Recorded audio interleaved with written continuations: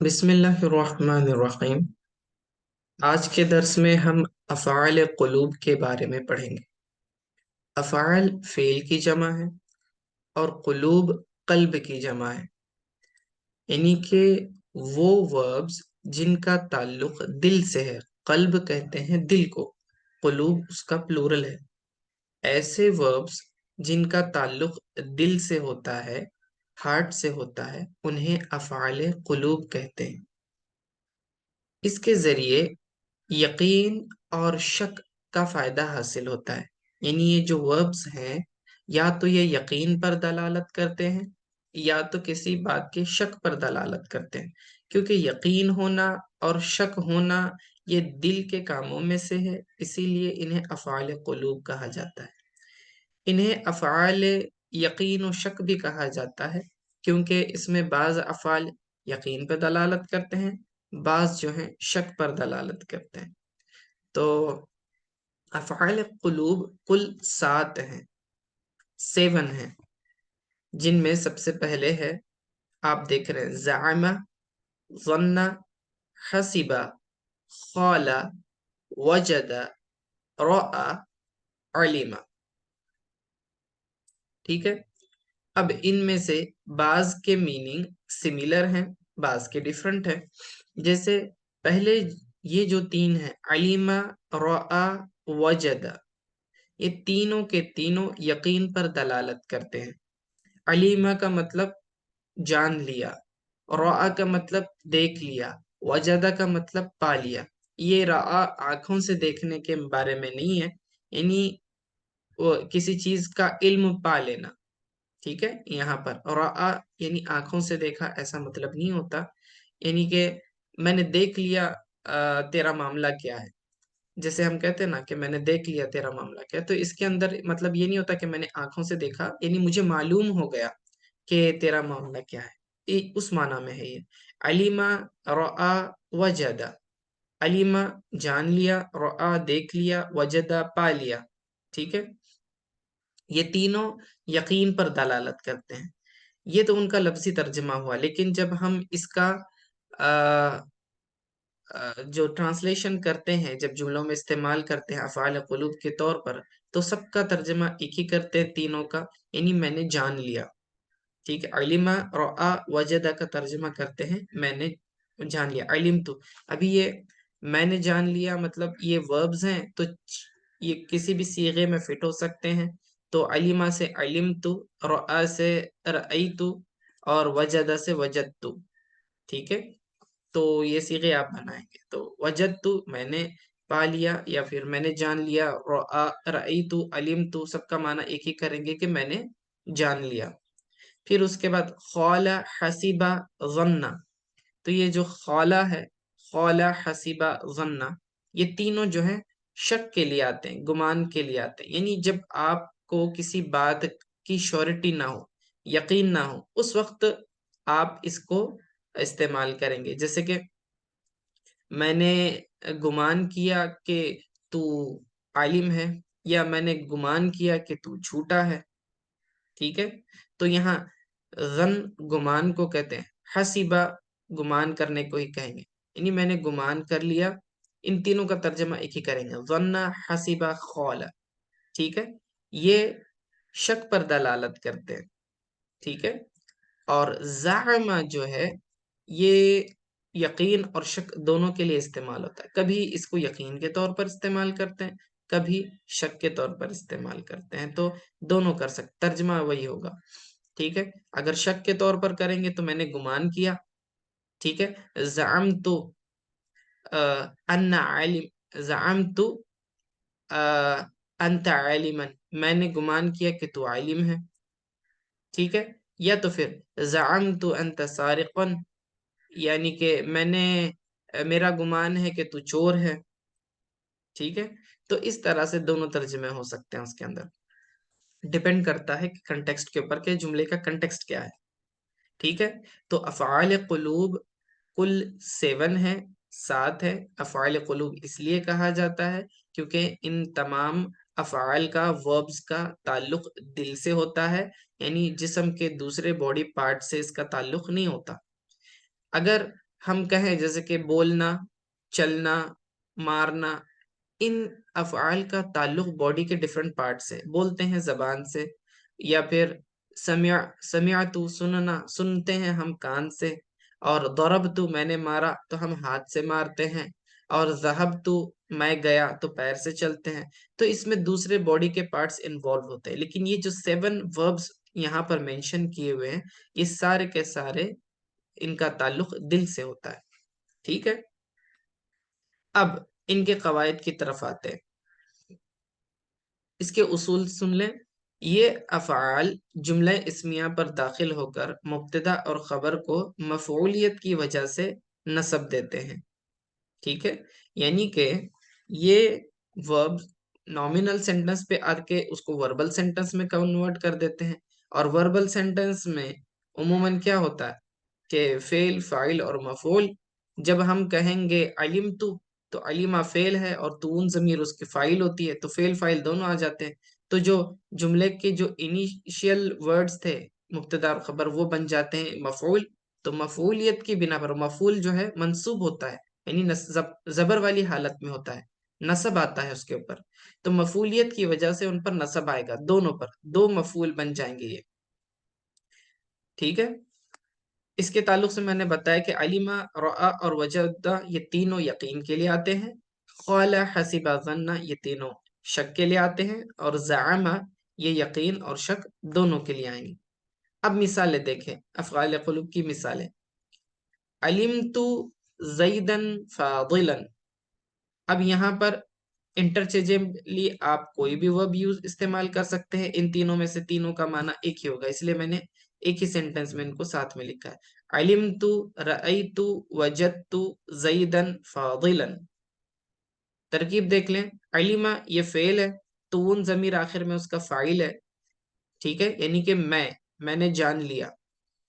رأیت، وجدت، یہ اس کا بھی وہی معنی کریں گے کہ علمت، رأیت، وجدت زیدا فاضلا، کہ میں نے جان لیا کہ زید ایک فاضل ہے، عالم فاضل ہے، ٹھیک ہے، زید فاضل ہے۔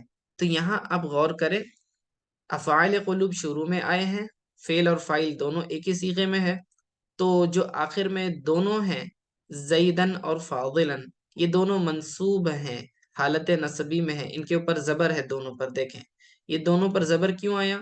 کیونکہ یہ دونوں جو ہیں مفعول بن رہے ہیں ان افعال قلوب کے، ٹھیک ہے، اور مفعول منصوب ہوتا ہے یعنی اس پر زبر آتا ہے، تو یہ دیکھیے دونوں پر نصب ہے، زیدن فاضلن۔ خیال رکھیں کہ جب آپ کسی اسم کو نصب دیتے ہیں تو عربی کی جو خطاطی کا قاعدہ یہ ہے کہ آخر میں الف لگا دیا جاتا ہے، ٹھیک ہے۔ یہ جو الف لگایا ہے یہ ڈبل زبر کو، یہ جو زبر ہے نصب کو ہی انڈیکیٹ کرتا ہے، ٹھیک ہے، یہ آپ کا تسنیہ والا الف نہیں ہے، اوکے، اس کو خیال رکھیں، ٹھیک ہے۔ I found that Zaid is a scholar، میں نے جان لیا، I understood، I found، I realized، اس طرح کے آپ وہ ٹرانسلیشن استعمال کر سکتے ہیں، ٹھیک ہے۔ وجدت، I realized، یا پھر علمت، میں نے جان لیا، I found that Zaid is a scholar، زیدن فاضلا، زید کو میں نے فاضل پایا، آپ یوں بھی کہہ سکتے ہیں، علمت زیدا فاضلا، میں نے زید کو فاضل پایا، ٹھیک ہے۔ تو یہ تینوں یقین پر دلالت کرتے ہیں، اس کا مطلب یہ کہ آپ کو شیورٹی ہے زید کے فاضل ہونے کی، ٹھیک ہے، آپ کو ذرا بھی شک نہیں ہے اس کے فاضل ہونے۔ دوسری مثال، ظننت، حسبت، خلت، یہ تینوں جو ہیں گمان کے لیے آتے ہیں، شک کے لیے آتے ہیں، ٹھیک ہے۔ میں نے گمان کیا، زیدن شاعرن، میں نے زید کو شاعر گمان کیا، یعنی میں نے یہ سمجھا کہ زید شاعر ہے، لیکن آپ کو ڈاؤٹ ہے، آپ کو یقین نہیں ہے، آپ نے صرف اندازہ لگایا ہے، گمان کیا ہے۔ I thought Zaid was a poet، مجھے لگا کہ شاید زید جو ہے شاعر ہے۔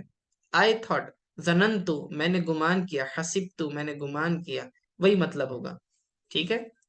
تو ظننتو زیدن شاعرن، میں نے زید کو شاعر گمان کیا، یعنی میں نے اس کو شاعر سمجھا۔ آگے دیکھیں، آخری مثال ہے زعمتو زعمتو خالدن مہندسن۔ اب زعمتو میں نے کہا کہ یہ زعم فعل شک اور یقین دونوں کے لیے آتا ہے، تو ہم کہیں گے زعمتو خالدن مہندسن، میں نے خالد کو انجینئر پایا، یعنی کہ میں یقین کے ساتھ کہہ سکتا ہوں کہ خالد انجینئر ہے۔ یا پھر آپ اس کو شک والا ترجمہ کریں، گمان والا، زعمتو میں نے گمان کیا، زعمتو خالدن مہندسن، میں نے گمان کیا کہ خالد انجینئر ہے، ٹھیک ہے، I thought Khalid is an engineer۔ زعمتو یہ past tense ہے تو was سے ترجمہ کریں گے، I found that Zaid was an engineer، okay. اچھا،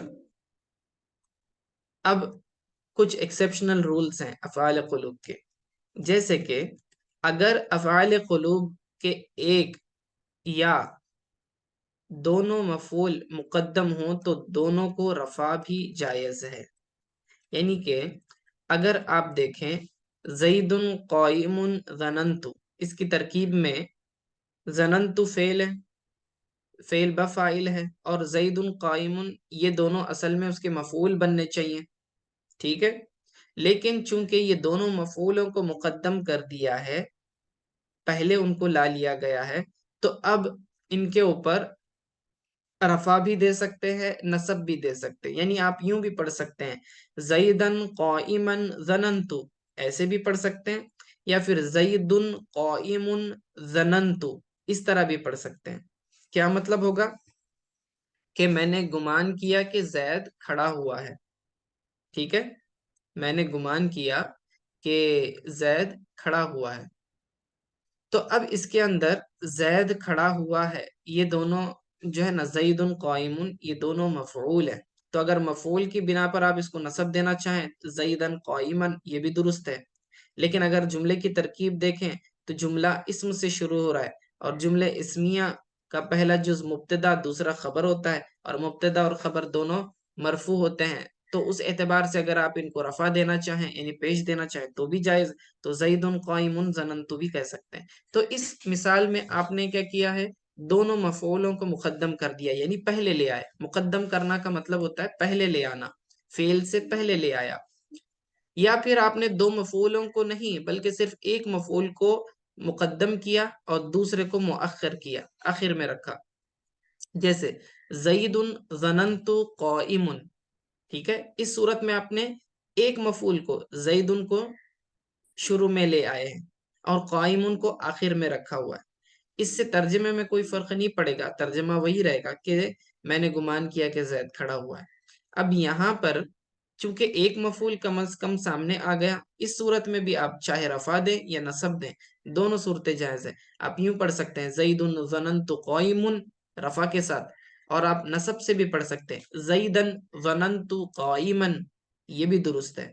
تو جب کبھی مفعول کو ایک یا دونوں ان میں سے مفعول کو مقدم کیا جائے افعال قلوب کے اوپر، تو اس صورت میں آپ چاہے تو رفع بھی پڑھ سکتے ہیں اور نصب بھی پڑھ سکتے ہیں، یہ دو صورتیں ہو گئی، ٹھیک ہے۔ اب اگر افعال قلوب کے بعد استفہام نفی یا لام تاکید ہو تو دونوں مفعول کو رفع واجب ہو جاتا ہے۔ اب یہاں صورت بدل رہی ہے، دیکھیں یہاں بتلایا یہ جا رہا ہے کہ افعال قلوب کن صورتوں میں عمل نہیں کریں گے، یعنی کس صورت میں افعال قلوب کا عمل باطل ہو جاتا ہے، اسے الغاء بھی کہتے ہیں، ٹھیک ہے، افعال قلوب کے عمل کے باطل ہو جانے کو الغاء بھی کہتے ہیں۔ کیا مطلب کہ افعال قلوب کا کام یہ ہے کہ اپنے دونوں مفعولوں کو وہ نصب دیتا تھا یعنی زبر دیتا تھا، لیکن اگر افعال قلوب کے بعد حروف استفہام آ جائے، حروف استفہام یعنی وہ الفاظ جن کے ذریعے سوال کیا جاتا ہے، ٹھیک ہے، جیسے کہ ما، من، اینا، متا، ایو، یہ سارے جو ہیں کیفا، یہ حروف استفہام ہیں، ٹھیک ہے؟ تو اگر ان میں سے کوئی آ جاتا ہے افعال قلوب کے بعد، تو اب اس صورت میں آپ کو ان دونوں مفعولوں کو رفع دینا واجب ہو جائے گا، ٹھیک ہے؟ یعنی پیش دینا واجب ہو جائے گا۔ اس صورت میں علمہ نصب نہیں دے گا۔ پچھلی مثال میں ہم نے کیا دیکھا تھا کہ اگر مفعول کو مقدم کیا جائے تو رفع بھی دے سکتے ہیں، نصب بھی دے سکتے ہیں۔ اب یہاں پہ چوائس ختم ہو جاتی ہے، ٹھیک ہے؟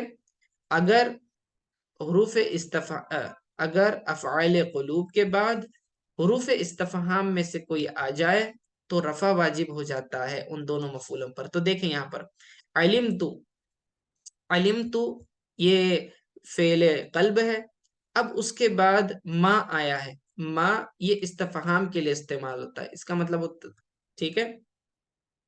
یہ نفی کے لیے بھی استعمال ہوتا ہے، سوری، اور استفہام کے لیے بھی استعمال ہوتا ہے۔ اس مثال میں یہاں نفی کے لیے استعمال ہوا ہے، ٹھیک ہے؟ میں نے کہا تین چیزوں میں، استفہام یعنی کہ کوشچن کے لیے، یا پھر نفی یعنی نگیشن کے لیے، اور لام تاکید کسی چیز میں تاکید پیدا کرنے کے لیے، ٹھیک ہے؟ بات میں تاکید کو پیدا کرنے کے لیے، فورس کو لانے کے لیے۔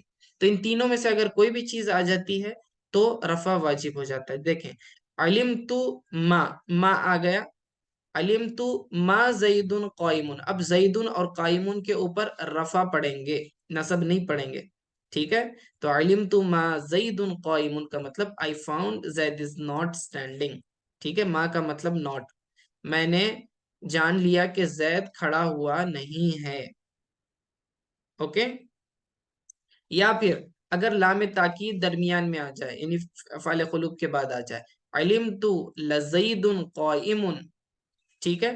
اس کا ترجمہ ہوگا، یہ کریکشن کر لیتے ہیں، اس کا ترجمہ ہوگا کہ یقیناً زید کھڑا ہوا ہے، میں نے جان لیا یقیناً کہ زید کھڑا ہوا ہے، ضرور کھڑا ہوا ہے، تاکید آ جاتی ہے اس کے اندر، ٹھیک ہے؟ اور استفہام اگر لانا چاہیں، جیسے کہ ایک مثال بنا لیتے، علمت ازید قائم ام بکر، اس طرح سے آپ کہہ سکتے ہیں، یعنی میں نے جانا کہ زید کھڑا ہوا ہے یا بکر۔ تو اب حرف استفہام حمزہ لے کر آئے ہیں، ازید قائم، کیا زید کھڑا ہوا ہے؟ تو حمزہ استفہام آنے کی وجہ سے بھی کیا ہو جائے گا، اس کا عمل باطل ہو جائے گا اور رفع لازم آ جائے گا ان دونوں پر، دونوں مفعولوں پر، ٹھیک ہے؟ یہاں نیچے جو مثال ہے علمت لزید قائم، تو اس کے اندر یہ لام تاکید ہے، یاد رکھیں، ٹھیک ہے؟ لام تاکید فورس پیدا کرتا ہے، بات کے اندر قوت کو پیدا کرتا ہے، تاکید کو پیدا کرتا ہے۔ جب پہلے اگر ہم لام کے بغیر کہیں علمت زیدن قائما کہیں گے، لیکن لام تاکید آنے کے بعد اب قوت آ گئی اس کے اندر، علمت لزید قائم کہیں گے، اس پر رفع پڑیں گے، نصب نہیں پڑیں گے، ٹھیک ہے؟ میں نے جان لیا کہ زید ضرور کھڑا ہوا ہے، 100% مجھے شیورٹی ہے کہ ضرور بضرور وہ کھڑا ہوا ہے، ٹھیک ہے؟ تو اس طرح سے تو خلاصہ کلام یہ ہوا کہ افعال قلوب کل 7 ہیں، اور یہ اپنے یہ جملہ اسمیہ پر داخل ہو کر دونوں کو کیا کرتے ہیں، مفعول دیتے ہیں، مفعولیت کی بنا پر نصب دیتے ہیں، ٹھیک ہے؟ اگر آپ نے ایک بھی مفعول یا دونوں کو مقدم کر لیا تو رفع اور نصب دونوں بھی پڑھا جا سکتا ہے، لیکن اگر افعال قلوب کے بعد حرف استفہام آ جائے یا حرف نفی آ جائے یا پھر لام تاکید آ جائے تو ان تینوں صورتوں میں جو ہے رفع پڑھنا واجب ہو جاتا ہے، یعنی پیش کے ساتھ پڑھنا واجب ہو جاتا ہے، ٹھیک ہے؟ آج کے لیے اتنا ہی، صلی اللہ تعالیٰ علی خیر خلقی محمد و علیہ وصحبہ اجمعین برحمتک یا ارحم الراحمین۔